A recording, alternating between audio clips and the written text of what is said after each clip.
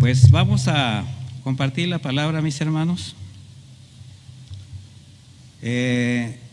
A los niños les estamos trayendo algo especial a ellos, muy nutritivo. Ya ve que los niños son bien nutritivos para comer.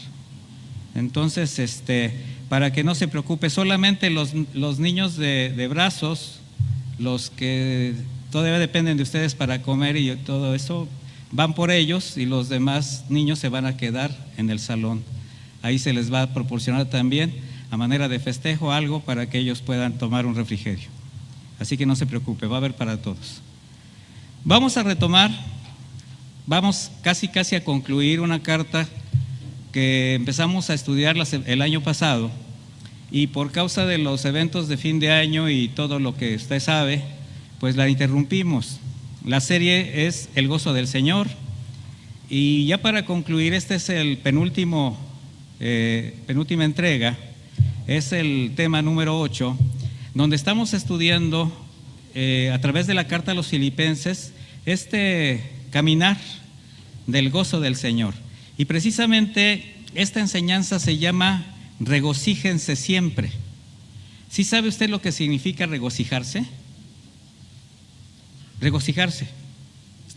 ¿Usted sí se regocija? Es sentirse contento, sentirse alegre, sentirse holgado. Bueno, en Filipenses 4, acompáñeme ahí, por favor. Carta a los Filipenses 4. Dice de esta manera: así que, hermanos míos, así que es porque ya el apóstol ha hecho una serie dado una serie de enseñanzas. Es como un por tanto todo lo que ya hemos estado enseñándoles. Así que, hermanos míos, amados y deseados, gozo y corona mía. Qué presentación tan preciosa, qué forma tan hermosa de dirigirse a la iglesia del apóstol Pablo. Les dice: manténganse firmes en el Señor, amados. Mire, recordemos que Pablo, al escribir esta carta, él estaba preso. Él estaba encarcelado. Había una sentencia encima de él que pues era muy probable, de acuerdo a las leyes romanas, que en cualquier momento lo pudieran mandar a ejecutar. Bueno, Pablo estaba en ese lugar no por haber hecho algún delito, no por delincuente, no, sino por predicar el Evangelio de Cristo. Ahora, debido a la situación que estaba pasando, aunque Pablo constantemente les estaba tratando de decir que las cosas así tenían que ser, que estaban bien, que no había ningún problema, pues algunos hermanos se iban desanimando. Y eso es muy común cuando tú ves que alguien está caminando en la fe, o estamos así como tratando de caminar, nos fortalecemos, buscamos la santidad, y de repente empiezan a sucederte cosas y dices: bueno, pues, ¿qué pues? Si estoy haciendo lo que el Señor quiere, o estoy viendo que ese siervo es un siervo entregado. Por ejemplo, ahorita Chavita, Pastor Chava, en este momento está siendo intervenido quirúrgicamente. De un momento a otro comenzó con un dolor y apendicitis, Y usted puede decir: ¿pero por qué? Si el pastor es un hombre de Dios, es un hombre trabajador, un hombre honrado. Bueno, pues porque tiene apéndice y se lo van a quitar, porque somos humanos, simplemente por eso. Pero a veces pensamos que el hecho de ser cristianos o de servir a Dios nos hace invulnerables. ¿Quién cree eso? Algún día se lo hicieron creer. Estás siempre en victoria, hermano, en victoria. No, mi hermano, no, al contrario, en el mundo tendrán aflicción. Eso sí dijo el Señor. De tal manera que nosotros lo que sí podemos apreciar en esta carta desde el principio es que el apóstol Pablo siempre estaba infundiendo aliento a la iglesia por las condiciones en que estaba, y mostraba cómo, a pesar de lo que él estaba experimentando, él estaba firme y estaba gozoso. Él llegó a expresarles en esta misma carta su confianza de que todo lo que Dios permitía en su vida, todo lo que estaba aconteciéndole a él en el ministerio, trascendía en progreso del Evangelio. ¿Sí lo recuerda eso? porque todo lo que me ha sobrevenido hace que el evangelio se extienda. Y eso era lo que a Pablo le interesaba. En esta misma carta él dijo, porque para mí el vivir es Cristo y el morir es ganancia. Él sabía lo que tenía que hacer. Él entendía el propósito de su llamado. Él sabía lo que representaba formar parte de la iglesia. Y con su testimonio hacía evidente el verdadero sentido del caminar en la fe. El caminar en la fe tiene que ser de una manera congruente al entorno que vivimos, porque el entorno siempre nos va a querer hacer algo para desanimarnos. Y nosotros, de una manera congruente con nuestra fe, lo que vamos a hacer es establecer quién va con nosotros delante, mis hermanos. Porque por fe caminamos, no por vista. De tal manera que él, consciente de su llamado, anima a la iglesia, a quien la menciona como su corona. ¿Por qué su corona? Era como su carta. También le decía, ustedes son mi carta de presentación. Ustedes son el resultado del evangelio que yo predico. Ustedes son el fruto de lo que el Espíritu Santo está haciendo. Mire, el fruto del trabajo del apóstol por la gracia del Señor se estaba haciendo evidente. Y eso para Pablo era lo que más importaba. Por eso le dice, manténganse firmes en el Señor. La vida del cristiano se fundamenta en la firmeza de su fe. ¿Quién lo cree? Si no, no estaríamos aquí, mis hermanos. En la confianza de fortalecerse en el Señor y el poder de su fuerza. No de confiar en sus recursos, en sus habilidades, en sus capacidades, porque todo eso es algo que muere, es algo que se acaba, es algo que se cansa. Pero una fe firme nos va a permitir perseverar sin ver en cada dificultad, vea lo que voy a decir, sin ver en cada dificultad, en cada prueba, en cada circunstancia, en cada aflicción, motivo para desalentarse o un sentimiento de pérdida, que es muy común. Cuando nos va bien, cuando las cosas están marchando de manera excelente, pues, ¿qué nos hace? Ahora sí que ¿qué nos hace el viento, verdad? Pero cuando algo se empieza a mostrar adverso, en ese momento hay desaliento. Y ese sentimiento de perder algo no es agradable. Pero el apóstol Pablo nos está mostrando el verdadero sentido de caminar en la fe. Que cada vez que se presente algo de esa manera, es una oportunidad para crecer, para madurar en todo sentido. No sé si usted lo crea, mi hermano. Las situaciones difíciles son oportunidades para crecer. Y no voy a tratar de convencerlo. El que lo va a convencer es el Espíritu de Dios, mi hermano. ¿Ha pasado usted por muchas dificultades, ciertamente o no? Sí. Que levante la mano el que no ha tenido aflicción. ¿Verdad que no? Ahora, usted está aquí. Como dice la palabra, porque hasta hoy el Señor nos ha ¿qué? Apoyado, nos ha guardado. Cuando el profeta Samuel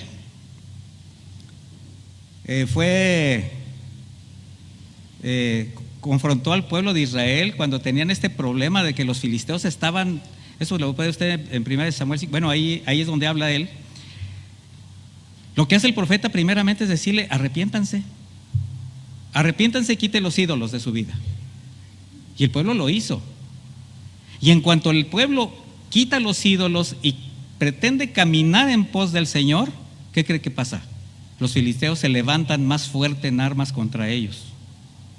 Y en ese momento, el Señor honra la fe de los israelitas, su deseo de complacerlo a Él, porque ellos lo que hicieron fue arrepentirse, quitar los ídolos, y dice la Escritura, les estoy parafraseando, ya cuando usted quiera leer la historia, la lee completa, pero dice que se escucharon truenos, que envió el Señor algo desde el cielo, y los israelitas vencieron a los filisteos. En ese momento fue cuando el profeta tomó una roca y ahí levantó un altar. ¿Qué significa la roca? Jesucristo. Ebenezer, hasta hoy nos ha ayudado Jehová, también se traduce como la piedra de nuestro apoyo. Fíjese lo que significa. Cómo el Señor Jesucristo estaba mencionado en la Biblia a manera de figura, siempre lo vamos a ver ahí. De tal manera que nosotros tenemos que entender que precisamente el Señor lo que demanda de sus hijos es eso: obediencia, santidad, y comprender que el desierto, lo que nosotros sabemos por desierto, ubicamos por desierto cuando vienen los malos momentos, es el terreno donde el Señor espera que usted y que yo, sus redimidos, sus hijos de Dios, confiemos, aprendamos a depender de Él. Allí es donde se glorifica, o sea, allí es donde se manifiesta a través de la fe y la obediencia de sus hijos. Usted va a evidenciar a Dios con la confianza que le tenga a Él. Imagínese, usted le habla a la gente del Señor, le predica el Evangelio, el Señor es bueno, el Señor es justo, es poderoso, y le muestra el Evangelio. Y lo primero que hace cuando vienen las adversidades es achicarse, desanimarse. ¿Qué está proyectándole a esas personas que les predica el Evangelio? Incredulidad. Que solamente se aprendió algunos clichés cristianos, pero realmente no está convencido que es usted un verdadero hijo de Dios. Y yo le pregunto, ¿es usted un verdadero hijo de Dios? Como 10 ahí, está bien. ¿Es usted un verdadero hijo de Dios? Entonces, ¿para qué son las pruebas? Diga, para crecer, para fortalecerme. Y mire, mi hermano, para glorificar a Dios. Pero cuando permitimos que las adversidades, que las pruebas nublen nuestra mirada, pues el desaliento y la desconfianza van a ganar terreno en el corazón y nos van a evitar ver los propósitos que Dios tiene para cada uno. En el caso de Pablo, en ese momento, la aparente dificultad era la cárcel. ¿Por qué digo aparente dificultad? Porque a él eso no le evitó que siguiera predicando el Evangelio. Había una posible sentencia de muerte sobre su cabeza, pero a él no le preocupaba. A él lo que le preocupaba era la iglesia, que la iglesia se fortaleciera, y la ministraba desde ahí. Enviaba. ¿Sabía usted que la mayor parte de las cartas que el apóstol Pablo escribió a las iglesias fue preso? ¿Sí lo sabía? Él aprovechaba bien el tiempo, aprovechaba la prisión, la cárcel, las torturas, las cosas que le sucedían. ¿Usted cree que era una cárcel donde al estilo actual? Él estaba convencido de la soberanía y los propósitos de Dios para su vida. Él afirmaba su fe y se fortalecía en el Señor para continuar extendiendo el Evangelio, para seguir edificando a la iglesia. Y yo le pregunto, mi hermano, ¿usted reconoce la soberanía de Dios y los propósitos que Él tiene para su vida? Los debe reconocer. ¿Sabe por qué? Porque son los mismos para todos. Muchos me preguntan, los hermanos, ustedes así se acercan: es que, pastor, quiero que ore por mí porque quiero conocer el propósito de Dios para mi vida. No necesito orar para que usted lo sepa. Está escrito. El propósito de Dios para su vida es que usted viva en santidad, que usted obedezca, que usted camine en el orden de Dios y que usted se convierta en un heraldo del Evangelio de Cristo. Ese es el propósito de Dios para su vida. Y todo lo demás, mi hermano, ¿qué cree que viene? Por añadidura. El propósito de la iglesia es buscar el reino de Dios y su justicia en Jesucristo. Así que no ande pensando, ¿y qué tendrá el Señor para mí? No, no tendrá, ya lo tiene. Ya le dio salvación, ya le dio vida eterna. Usted haga su parte y el Señor seguirá haciendo su parte. De tal manera que si reconocemos esto, porque a lo mejor en este momento pues ya cambió la perspectiva, pero si usted reconoce lo que estamos hablando, entonces ¿cuáles serían las situaciones, los problemas o estas situaciones que le puedan velar el entendimiento y no le permiten ver las misericordias y el cuidado del Señor? Porque usted ha recibido abundantemente la misericordia y el cuidado de Dios, aunque usted no lo crea. ¿O sí lo cree? En ese vaso de agua que se toma todos los días está expresada la misericordia de Dios. En ese respiro diario. Pero nos acostumbramos a lo que el Señor nos regala y empezamos a hacer de la gracia un derecho. ¿Y sabe qué? Eso es muy peligroso. Usted puede decir, no, pues es que tengo problemas con mis hijos, con mi economía, con mi matrimonio. Sí, mi hermano, y los va a seguir teniendo. Pero también tiene el consejo de Dios para saber cómo obrar, cómo redireccionar su vida para que estas cosas cambien. Usted ve el problema y quiere que el problema se solucione. Pero ¿sabe cómo queremos que se solucionen los problemas normalmente? Solos. O que sea el de enfrente el que actúe. No, es que mis hijos tienen que cambiar. Es que mi esposa tiene que cambiar. No, es que ser el que debe cambiar. Y yo le voy a decir algo. ¿Quién cree que debe cambiar antes? Ya. Pues éntrele. ¿Tiene problemas? Pues cambie. Y en el momento que usted cambie su manera de conducirse, ¿qué cree que va a recibir? ¿El respaldo de Dios? Como que no los veo muy convencidos. Pero pues si no lo creen, de todas maneras es así. Porque el Señor no cambia. Y lo único que nosotros tenemos que hacer como hijos de Dios es confiar en Él. Y aprender a encontrar en su palabra todos esos recursos que nos ha provisto para que con sabiduría podamos enfrentar con firmeza y con gozo lo que le roba su paz. Porque cuando se pierde la paz, mi hermano, viene la confusión. Pero para eso es imprescindible que sean sensibles al consejo del Señor. Y ser sensible al consejo de Dios representa no solamente escucharlo, asimilarlo, recibirlo, sino que obedecerlo. Porque usted se puede quedar en, es que yo voy a la iglesia, yo estudio la palabra, yo oro, sí, y ya se quedó ahí. Ya piensa que con eso ya. No. Ahí el Señor le da la provisión, el consejo y la dirección. El que debe cambiar, el que debe obrar, el que debe hacer, ¿quién es? Nosotros. De lo contrario, mis hermanos, vamos a continuar luchando en un círculo vicioso. Porque ninguno está dispuesto a ceder. Y entonces, mis hermanos, ya no estaremos sufriendo, o usted ya no estará pasando estas situaciones a causa de las circunstancias, sino a causa de usted mismo.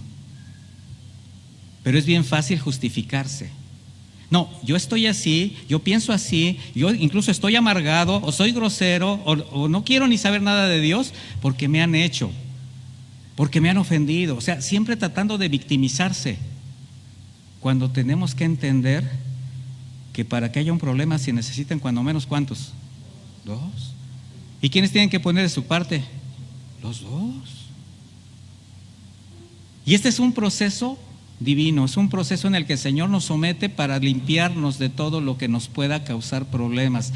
Lo que el Señor está haciendo constantemente con estas circunstancias difíciles, entonces, ¿qué es? Haciéndonos crecer, limpiando lo que tiene que ser limpiado y abriendo brechas nuevas para que usted camine en ellas. ¿No le da gusto? Por eso en el versículo 4 dice el apóstol: regocíjense en el Señor siempre. O sea, primero manténganse firmes. Y ahora que dice, regocíjense en el Señor siempre. Y curiosamente aquí dice, y otra vez lo digo, regocíjense. Este es un regocíjense al cuadrado, doble. La palabra regocijo en el griego es la palabra kairo. Significa estar alegre, pero también de estar en paz. Es sentirse holgado. Se traduce también como contentamiento. El contentamiento, mis hermanos, es la condición del corazón donde pese a las circunstancias, aunque no lo podamos entender, consideramos como justo lo que nos está pasando. O sea, no nos estamos quejando. Consideramos que el Señor está haciendo lo necesario para que nosotros tomemos una decisión, para que aprendamos. Es como la provisión del día. A todos nos preocupa la provisión diaria, a todos les preocupa tener un trabajo, tener un sustento para su casa, pero hay quien no se conforma con lo que tiene, y ahí es cuando las cosas pueden ir mal, porque se pueden empezar a tomar atajos y no esperar la voluntad de Dios. Estamos experimentando la escasez. Estoy poniendo un ejemplo. Se está experimentando la escasez o un momento difícil y entonces queremos empezar a buscar, no esperar en el Señor, sino a buscar atajos, como les decía. Y eso lo único que hace es como negar que el Señor es suficiente para suplir tus necesidades. No te permite ver que Dios siempre te va a suplir las necesidades inmediatas. O sea, lo que Él te promete lo va a cumplir. Y a nosotros solamente nos queda el recibir su voluntad sin reclamo ni comparándonos con otros. ¿Cuántos se comparan con otros? De por qué le va a ella mejor, si es así. Y no solamente te conviertes en una persona que compara, sino en una persona que juzga, que critica, en lugar de aceptar la voluntad de Dios. En este aspecto de la provisión del día, el Señor Jesucristo da una enseñanza hermosa en Mateo 6, en Mateo 6:31, donde dice: no se preocupen ni se pregunten qué comeremos o qué beberemos o qué vestiremos, porque la gente anda tras todo eso. O sea, está hablando de la gente que no conoce a Dios, el que solamente busca las cosas materiales y no las cosas de arriba. Dice: pero su Padre Celestial sabe, ¿qué hace? ¿Qué es el Padre? ¿Qué sabe? Sus necesidades, que tiene necesidad de todas estas cosas. Dice: por tanto, busquen primeramente el reino de Dios y su justicia, y todas les serán añadidas. No se preocupen por el día de mañana, porque el día de mañana traerá sus propias preocupaciones. Ya bastante tiene cada día con su propio mal. Por eso tenemos que aprender a recibir la voluntad de Dios. Hay quien está preocupado por lo que va a pasar mañana y todavía no sucede, pero ya lo especuló, claro, dice: es que pues yo sé que me va a pasar, yo sé que viene. ¿Usted sabe cuando llega el día de la quincena que le van a pagar? ¿Sí o no? Y espera la quincena y dice: me tienen que pagar porque trabajé. Y si no llega la quincena, ¿qué hace? Protesta, se enoja, demanda, hace cosas. Bueno, y si usted hace cosas indebidas, si usted hace lo malo delante de Dios, ¿qué es lo que tiene que esperar como paga? Pues algo que no le gusta. ¿Y cree que va a llegar esa paga? ¿Sí? Ojalá no llegara. Entonces tenemos que aprender, mis hermanos. Mire, para los hijos de Dios, el gozo debe formar parte del fruto espiritual que se debe hacer evidente en el carácter, porque es el carácter de Cristo que se está formando en nosotros. De ahí la pregunta: ¿será posible para los verdaderos creyentes tener contentamiento siempre? ¿Qué cree usted? La respuesta es sí. Yo sé que lo está meditando, va a decir: pero ¿cómo me voy a contentar con lo que estoy pasando en este momento? ¿Cómo me voy a regocijar de lo que está sucediéndome? Si usted confía en el Señor, se va a sentir holgado. O sea, no estoy diciendo que se sienta usted muy a gusto, o que tenga usted que decir: ay, pues que no somos masoquistas. Lo que le estoy diciendo es que usted tiene que aprender a confiar en el Señor, convencido de que si el día es oscuro, está brillante, si hay problemas o satisfacciones, tenemos la confianza que el Señor está con nosotros, que tiene control de todo. ¿O no es cierto? ¿Ha estado usted en situaciones muy difíciles? Sí. ¿Ha estado el Señor con usted? ¿Hasta hoy lo ha apoyado? Por eso está aquí. Entonces no puede decir que no puede tener contentamiento en medio de la aflicción. Ya lo ha hecho, mi hermano. Fíjese, usted ya ha experimentado esto, aunque usted no se ha dado cuenta. La fe lo ha hecho salir adelante ante cualquier adversidad, ¿cierto o no? Claro. No se trata de repetir frases triunfalistas para sentirnos bien, no, mis hermanos. Se trata de vivir manteniéndonos firmes en la fe y confiando en el Señor. Y con esas convicciones, entonces, ¿será posible que haya cristianos amargados? ¿Cómo la ve? Cristianos inconformes, quejosos, compulsivos. Y usted dice, bueno, si usted no fuese cristiano y viera un cristiano así quejoso, compulsivo y todo eso, dijera, pues sí, entonces ¿qué? Ahora, póngase usted, no levante la mano, pero ¿hay aquí algún quejoso, amargado, inconforme? ¿Qué cree que está usted reflejándole a la gente que le dice que usted es cristiana o cristiano? Le está diciendo, no es cierto, Cristo no existe. ¿Ya se dio cuenta que eso es menospreciar la gracia? Mire, cristianos que no manifiestan el gozo del Señor ni siquiera por saber que fueron rescatados de la condenación eterna, porque ese es el primer gran regalo. Lo demás es añadidura. Y nos olvidamos que somos salvos por gracia porque estamos poniendo los ojos en las añadiduras. Mire, mi hermano, si usted ahorita parte con el Señor o viniera en este momento por nosotros, ¿estaría usted bien gozoso si se fuera? Pues aunque no lo crea. Pero ¿a quién ya se quiere ir? Mire, esto sucede cuando no se entiende el valor de la gracia, cuando todavía se depende de lo que el mundo ofrece. No nos hemos dado cuenta que somos extranjeros y peregrinos. No nos damos cuenta que también necesitamos evitar aquello que nos puede seducir. No solamente a través de lo que el mundo ofrece, sino a través de lo que la gente del mundo ofrece. Y gente del mundo representa a la gente que no conoce al Cristo. La que todavía le invita, la que todavía le seduce. Bueno, sí, ya sé que eres cristiano y que vas a esa congregación, pero vente, vamos a... Y usted dice, pues sí, ¿verdad? Pues sí, una no es ninguna. No, una es terrible. Poca levadura leuda toda la masa, mis hermanos. Y el Señor está demandando santidad de nosotros. ¿Sí o no? De tal manera que no se trata de depender de la gente que nos rodea, del estado de ánimo, de las emociones, de lo que satisface. Quienes no elevan su mirada a las cosas de arriba, no, mi hermano.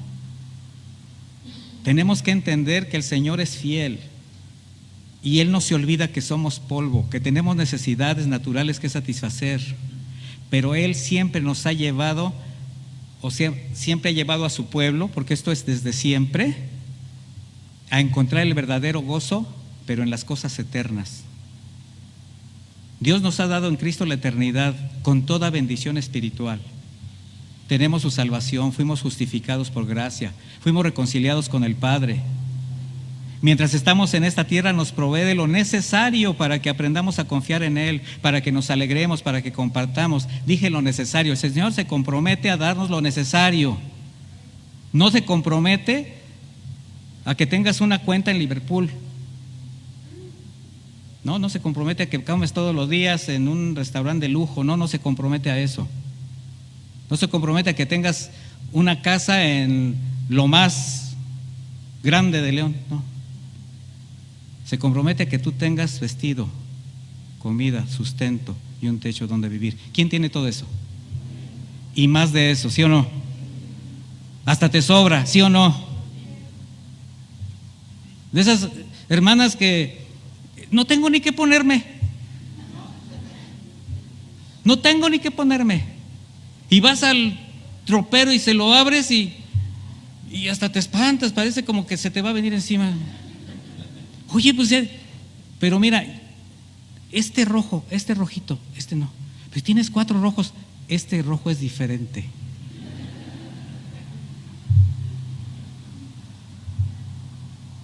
¿Ya se dio cuenta que a veces somos así como medios exageraditos? Y digo, no lo dije en el aspecto de las damas, pero los caballeros no nos tratamos mal. No nos tratamos mal. A nuestra manera siempre estamos buscando. ¿Y sabe qué? Busquemos las cosas de arriba, con esa misma o mejor dicho, con mayor intensidad que las cosas que sabemos que Dios nos va a proveer. Dice el libro de Efesios 1:3, bendito sea Dios, el Dios y Padre de nuestro Señor Jesucristo, que en Cristo nos ha bendecido con toda bendición espiritual en los lugares celestiales. Toda bendición espiritual ya es suya. ¿Qué más necesita, mi hermano? Porque usted llegó desnudo. Bueno, no creo que haya venido con traje. ¿Y se va a regresar cómo? Diga, igual. Sí, dijo un hermano, pobre, sí, pobre, pero no empobrecido, porque fuimos enriquecidos en Cristo. Entonces la pregunta es para quien reconoce tanta gracia. ¿Sí reconoce toda esta gracia? ¿Cómo agradeces entonces? ¿Cómo te alegras? ¿Cómo compartes tantas bendiciones? Y no estoy hablando de cosas materiales. ¿Cómo es tu vida? ¿Cómo alcanzas a los demás a través de tu fe? Recordemos a José el soñador. ¿Sí lo recuerda? Él, a pesar de haber experimentado muchas adversidades desde muy jovencito, las agresiones de sus hermanos, vendido a Egipto, encarcelado por guardar su dignidad y honrar a Dios, allí en esa cárcel ser olvidado, pero el Señor estaba con él. Y cuando él llegó a ser primer ministro de Egipto y sus hermanos llegaron delante de él, no les recriminó nada, al contrario, los recibió, les dio paz y los llenó de bendiciones. Dice Génesis 45:4, entonces José dijo a sus hermanos, para que vea usted el carácter de un hijo de Dios, acérquense a mí por favor. Ellos se acercaron y él les dijo, yo soy José su hermano, el que vendieron para Egipto. Ahora pues, no se entristezcan ni les pese el haberme vendido acá, porque para preservación de vida me ha enviado Dios delante de ustedes. Los hermanos de José estaban pensando que José iba a tomar venganza, y antes, al contrario, les dice, no se entristezcan, que no les pese lo que hicieron. Les está diciendo literalmente, yo entendí la voluntad de Dios. Era necesario que pasara por esas adversidades porque para preservación de vida me envió. ¿Sí se da cuenta de eso? Ahora le voy a decir algo. ¿Ha meditado un poquito que todo lo que el Señor le permite a usted pasar, pruebas de su fe, santidad, obediencia, son para preservación de vida? Pero para los que lo ven, para los que habrá de acercar el Señor a su vida para que sean salvos, porque usted es la iglesia. Así que, mis hermanos, ¿cómo viven esa gracia? ¿Cómo viven esa salvación?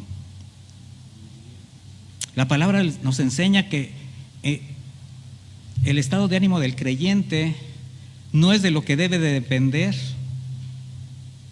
tampoco las circunstancias, sino depender de Dios. Por eso Pablo desde la cárcel les dice, regocíjense en el Señor siempre. ¿Se puede usted regocijar en el momento que vive hoy? ¿Convencido de lo que entonces está viviendo, mi hermano?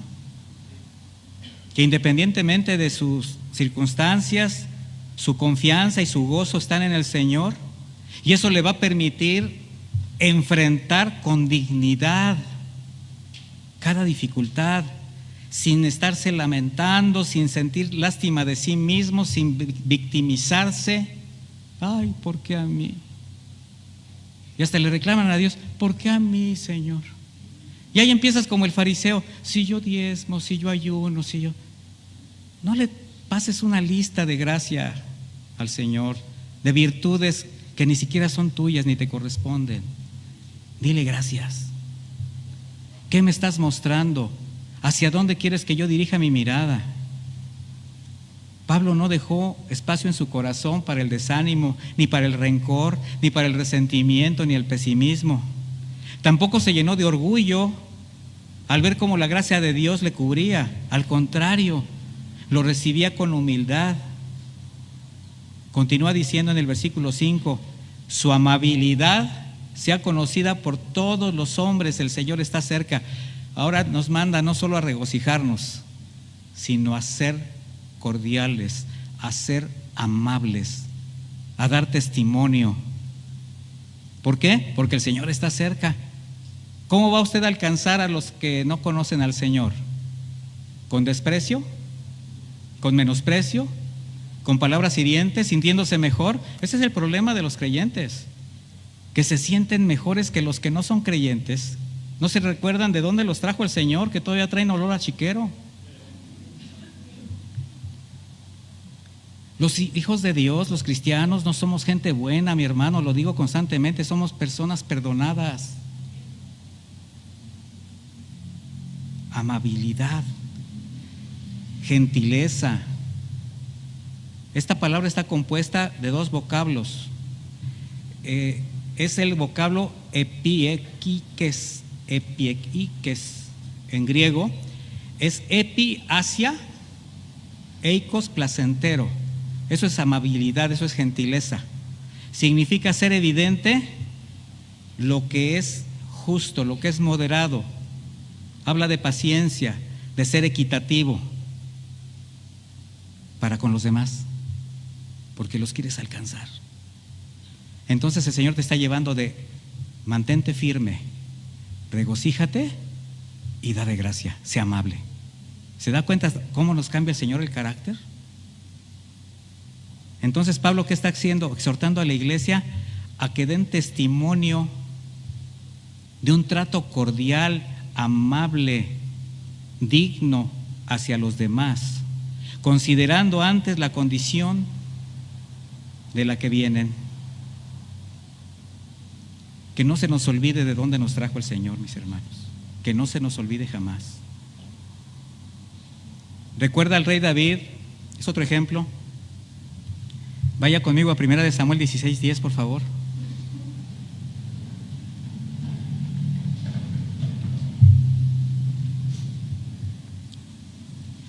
Les voy a hablar un poquito del contexto antes de leer esta escritura.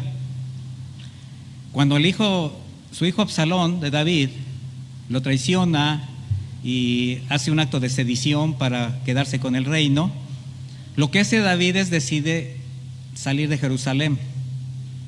Él dijo: no voy a enfrentar a mi hijo, no va a haber derramamiento de sangre. Y en el camino, un hombre llamado Simei le maldecía, le insultaba y le tiraba piedras. ¿Sí recuerda ese pasaje? Y en 2 Samuel 16:10 dice, para esto uno de sus generales le dice, hasta dice: ¿y este perro?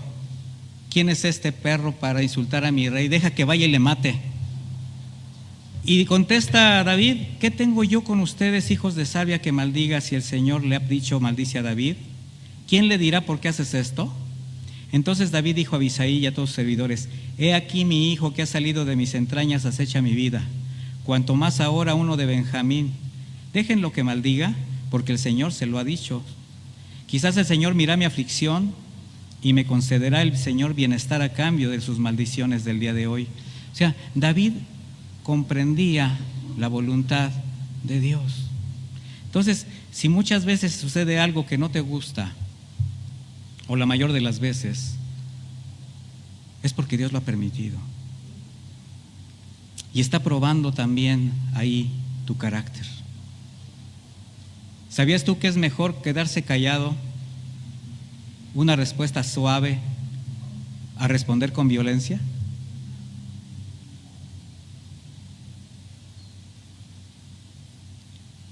Así como David, Pablo aceptó la voluntad de Dios y dejó su causa delante de él.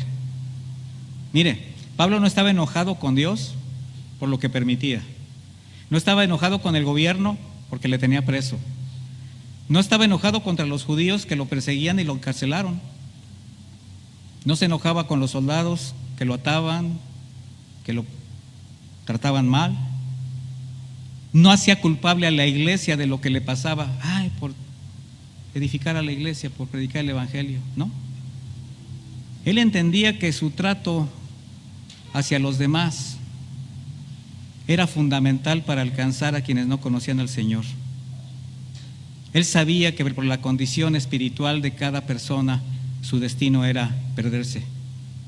Y su llamado fue precisamente para darles una esperanza. Ahora, ¿cree que nada más era para Pablo o también es para usted? ¿Por qué no contesta? Porque sí, mi hermano, a veces nos olvidamos el propósito por el cual el Señor nos tiene aquí. Su gentileza, su amabilidad se ha conocido para con todos. A ver, voltee con los demás y dígale: quiero ser gentil contigo, quiero ser amable. Pero cuando aquí con los de aquí, pues es bien padre, ¿no? Al rato hasta vamos a comer juntos. No, a los de afuera. A los de afuera también, mi hermano. Pablo entendió el carácter de Cristo, de cómo al ver las multitudes, dijo: las veo como ovejas que no tienen pastor. Tuvo compasión. Jesucristo amó a sus perseguidores, a sus verdugos, a sus detractores, tal como nos amó a cada uno de nosotros estando en nuestro pecado. Así fue como el Señor cerró los ojos bendiciendo. ¿Y a quién crees que bendecía en ese momento? A ti y a mí.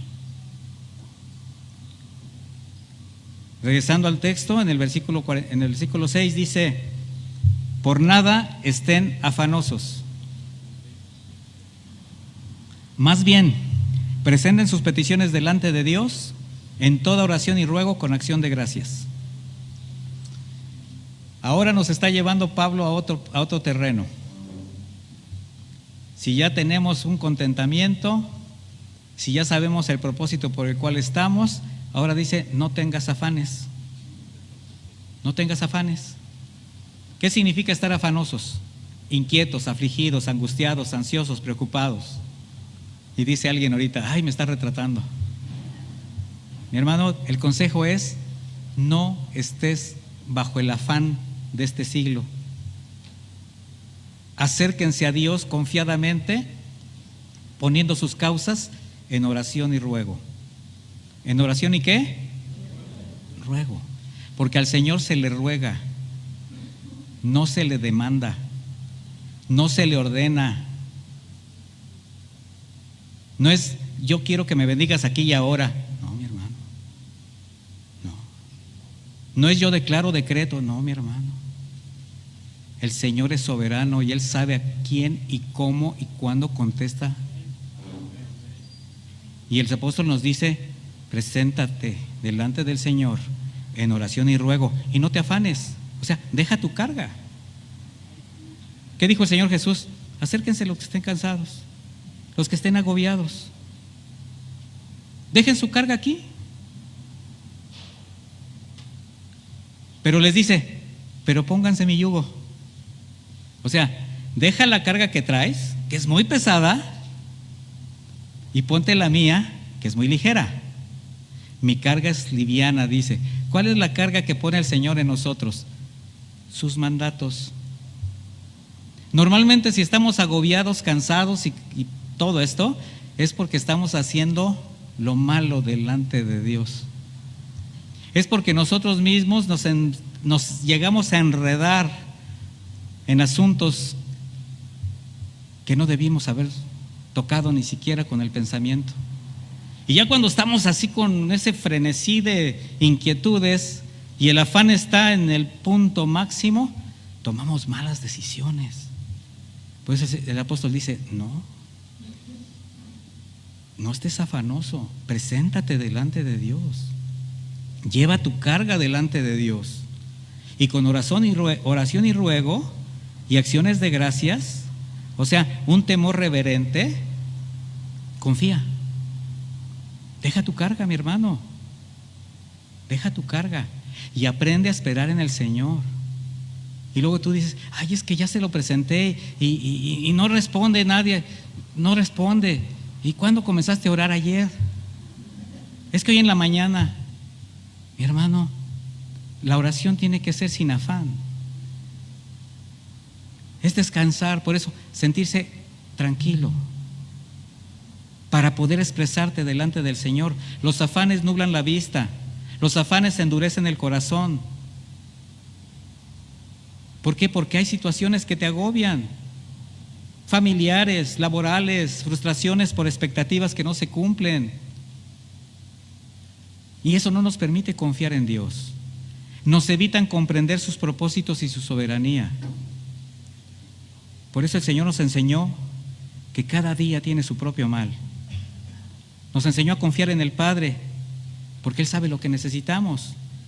El apóstol Pedro dice en 1 de Pedro 5:6: humíllense pues bajo la poderosa mano de Dios para que los exalte al debido tiempo. Echen sobre Él toda su ansiedad, porque Él tiene cuidado de ustedes. ¿Quién está ansioso? ¿Quién no puede dormir? Deja todo delante del Señor. Y di como el salmista: me dormiré y despertaré a gusto, porque el Señor está conmigo. Hubo un siervo de Dios, sacerdote fiel, adorador, llamado Asaf. ¿Quién recuerda a Asaf? Pero él permitió que algo pasara en su corazón, y los afanes tocaron las partes más íntimas de su ser. ¿Y sabe lo que hizo? Fue tentado a dudar de Dios. Vaya conmigo al Salmo 73.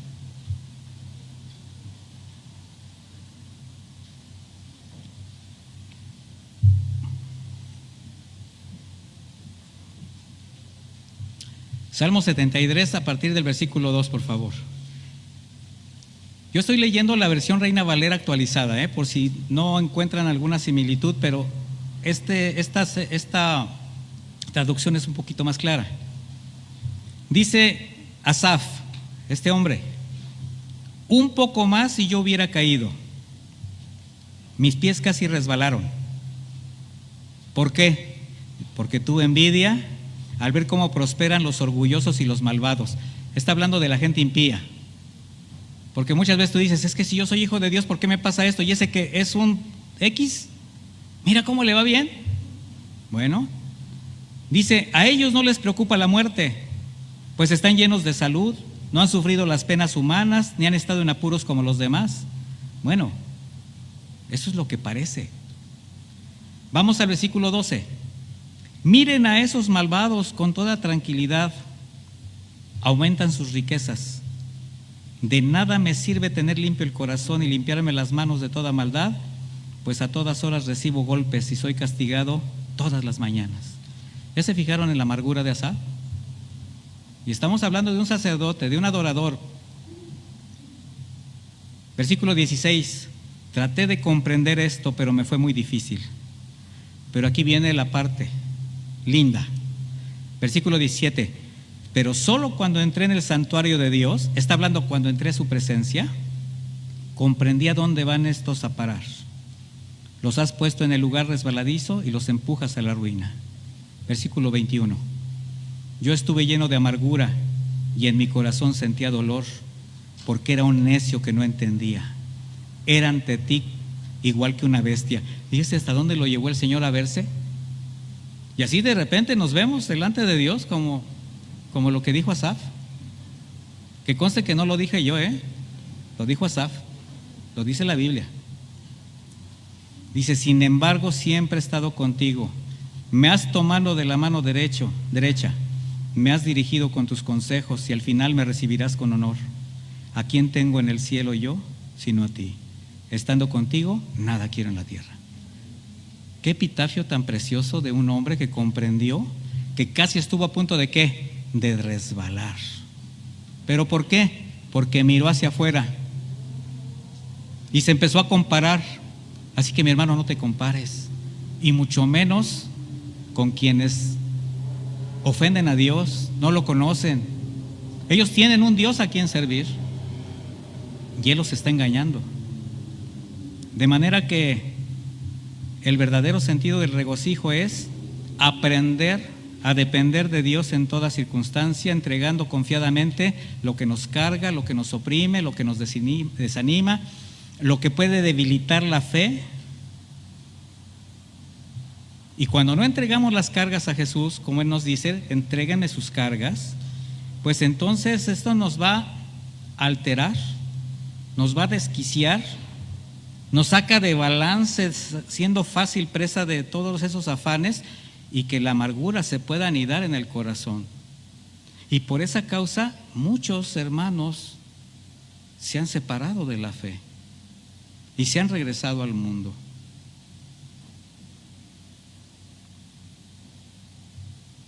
Pero por la fe en Cristo podemos acercarnos confiadamente al trono de la gracia para alcanzar misericordia y hallar gracia para el oportuno socorro.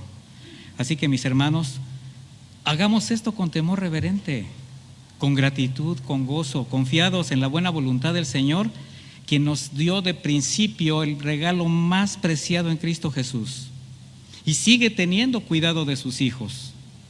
El apóstol Pablo él mismo lo dice en Romanos 8:32, quien no escatimó a su propio Hijo, sino que lo entregó por todos nosotros, ¿cómo no nos dará también con Él todas las cosas? O sea, Él va a tener siempre cuidado de ti. ¿Sí lo crees, hermano? Dale gracias a Dios y regocíjate, o sea, siéntete tranquilo.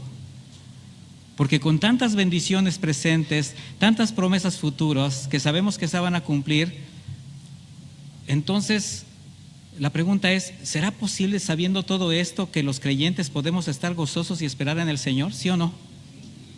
Entonces, mis hermanos, ¿cómo te presentas delante de Dios todos los días?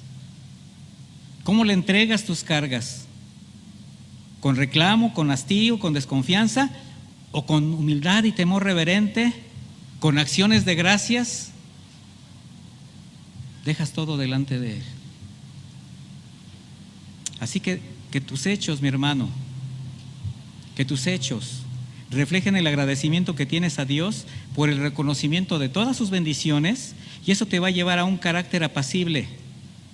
Vas a expresar paz, la que ahora inunda tu corazón. Por eso termina el apóstol diciendo, y la paz de Dios, en el versículo 7, Filipenses 4:7, que sobrepasa todo entendimiento, guardará sus corazones y sus mentes en Cristo Jesús. ¿Ya te fijaste dónde nos lleva el Señor a través de Pablo? Tú vas a entender, mejor dicho, tú no vas a poder comprender cómo es posible que en medio de tantas circunstancias vas a tener paz cuando confías en el Señor. Y ahí es cuando tú testificas de tal manera que los de afuera te preguntan, ¿cómo es posible que en tantas cosas que te están pasando estás tan tranquilo? ¿A quién le han dicho eso? Estás tan confiado. ¿Cómo es posible? Y es cuando tú puedes decirles, porque yo confío en Dios. Y es una preparación a que compartas la palabra de Dios. Así que, mis hermanos, Pablo confió en Dios, salió libre en ese momento, todavía no era su tiempo,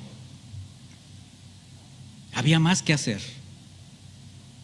Como aquellos 3 jóvenes amigos de Daniel que confiaron en el Señor y el horno de fuego no les pudo hacer nada, no era su tiempo, había más que hacer. El mismo Daniel confió en el Señor y los leones no le hicieron daño. Jesucristo mismo, en obediencia y por amor, consumó la obra de redención, dando su vida en la cruz. Y el Espíritu Santo, por el Espíritu Santo fue resucitado. Y el Padre le dio un nombre por encima de todo nombre. Y ahora está sentado a la diestra esperando regresar por ti y por mí. Entonces, ¿tendrás motivos para regocijarte y estar contentos todos los días? Dime. Bajo cualquier circunstancia, porque tienes la seguridad que Dios está contigo. O solamente vives un cristianismo emocional, donde todavía dependes de lo que el mundo puede quitar o ofrecer. Así que, mi hermano, los verdaderos hijos de Dios podemos ¿qué? Confiar que en todo veremos su gloria. Él dijo, todo aquel que cree en mí nunca será avergonzado. Si tú crees en eso, la paz del Señor inundará tu corazón. Y esta paz solamente lo vamos a hallar en su presencia. Guardará nuestra mente, guardará nuestro corazón, de tal manera que si sufrimos alguna pérdida por Cristo, lo vamos a aprender a apreciar como una dádiva. Termino con esta escritura en Mateo 5:11. Bienaventurados serán ustedes cuando por mi causa los insulten y persigan y mientan y digan contra ustedes toda clase de mal. Gócense y alégrense, porque en los cielos ya tienen ustedes un gran galardón, porque así persiguieron a los profetas que vivieron antes que ustedes. Así que, mis hermanos, no hay por qué desanimarse, no hay por qué rendirse. Hay mucho que hacer, hay un propósito que cumplir, y Dios está con nosotros. Y hasta hoy nos ha sostenido. Y como iglesia en León nos ha dado un año más. Individualmente a cada uno de nosotros nos dio un día más. Y esperemos más del Señor, mis hermanos. Acompáñame a hacer una oración. Póngase de pie, por favor.